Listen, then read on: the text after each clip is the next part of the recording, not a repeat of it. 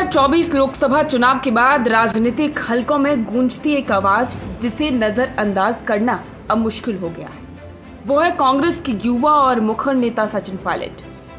जब राहुल गांधी ने चुनाव आयोग पर वोट चोरी के आरोप लगाए तो भाजपा ने तुरंत मोर्चा संभालते हुए राहुल गांधी पर हमले शुरू कर दिए।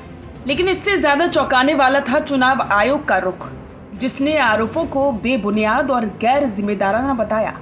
और यहीं से सचिन पायलट का बयान आया जिसने पूरे मामले में नया मोड़ ला दिया।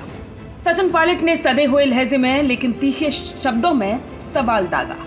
चुनाव आयोग के आरोपों पर जवाब देने का काम भाजपा क्यों कर रही है? जब इलेक्शन कमीशन एक स्वतंत्र संस्था है तो उसे खुद जवाब देना चाहिए।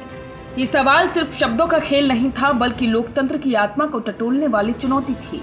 पायलट ने न सिर्फ भाजपा पर हमला बोला बल्कि चुनाव की निष्पक्षता पर भी सवाल खड़े किए, और वो भी एक ऐसे समय में जब जनता पहले से ही लोकतंत्र और संस्थाओं को लेकर असहज महसूस कर रही है।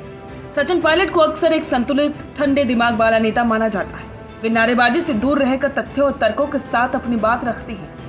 इस मामले में भी उन्होंने कोई राजनीतिक बयानबाजी नहीं की, बल्कि सीधे लोकतंत्र की नींव पर चोट करने की कोशिश की।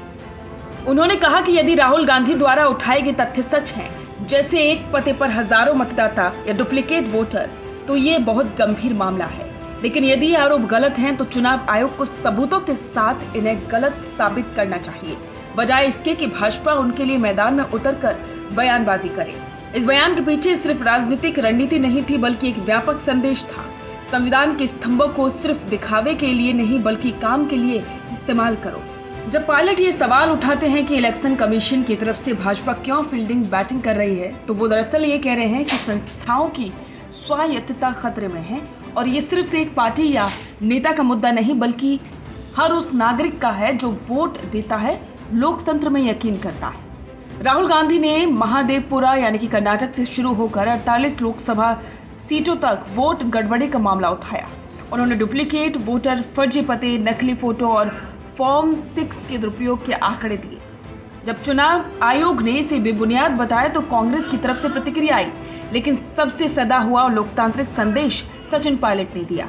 उन्होंने कहा कि अगर आयोग निष्पक्ष है तो उसे राहुल गांधी को बुलाकर जांच करनी चाहिए, और अगर गड़बड़ी नहीं मिली तो वही जनता को बताए। लेकिन जब आयोग चुप है और भाजपा उसकी तरफ से मीडिया में बाउंसर फेंक रही है तो इससे पूरा खेल ही संदिग्ध हो जाता है। पायलट ने एक अहम बिंदु उठाया, ये केवल राजनीतिक आरोप प्रत्यारोप का मामला नहीं है, बल्कि चुनावी व्यवस्था में पारदर्शिता और विश्वास का सवाल है। अगर मतदाताओं को ये लगने लगे कि उसका वोट सुरक्षित नहीं है तो ये नतीजे पहले से तय है, तो ये लोकतंत्र की सबसे बड़ी विफलता होगी। इस विवाद में सचिन पायलट की राजनीतिक छवि और भी मजबूत होती दिखी। वे युवाओं, शहरी मध्यम वर्ग और लोकतंत्र की चिंता करने वाले नागरिकों के बीच एक ठोस और भरोसेमंद आवाज बनकर उभरे। लेकिन एक बात तो है कि ये कहना बहुत ही जल्दबाजी होगा कि पायलट कांग्रेस का अगला बड़ा चेहरा बन गए, लेकिन स्पष्ट है कि उन्होंने इस विवाद में पार्टी को एक वैचारिक ताकत दी है। उनके बयान ने यह भी संकेत दिया कि कांग्रेस अब सिर्फ विरोध करने वाली पार्टी नहीं बल्कि संस्थाओं को जवाबदेह बनाने वाली पार्टी बनना चाहती है। अब सवाल है कि आगे की राह क्या है? सचिन पायलट ने जो सवाल उठाया है वो हवा में नहीं जाएगा। जनता अब जानना चाहती है कि क्या चुनाव आयोग वाकई निष्पक्ष है? क्या भाजपा उसकी तरफ से जवाब देना बंद करेगी? क्या राहुल गांधी द्वारा लगाए गए आंकड़ों की निष्पक्ष जांच होगी?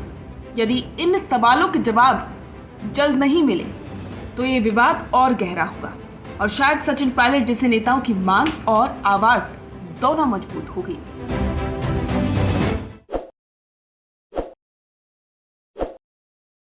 ताज़ा खबरों के लिए विजिट करें द फैक्ट इंडिया की वेबसाइट और डाउनलोड करें द फैक्ट इंडिया ऐप।